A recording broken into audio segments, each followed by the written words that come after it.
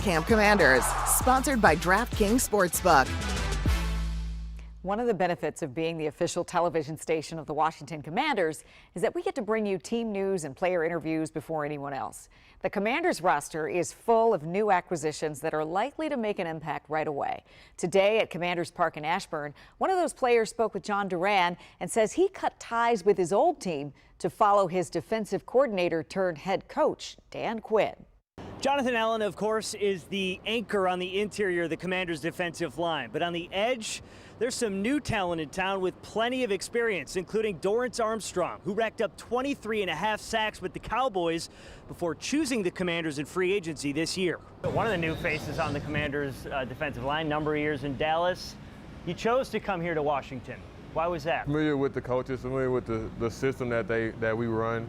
So that was it. Dan Quinn, your defensive coordinator for a number of years in Dallas.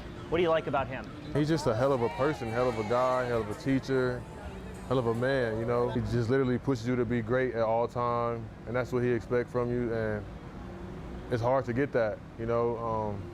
So I appreciate who he is as a person and what he expects from us as players. You guys have a lot of experience on the defensive line, bring back a lot of talent here.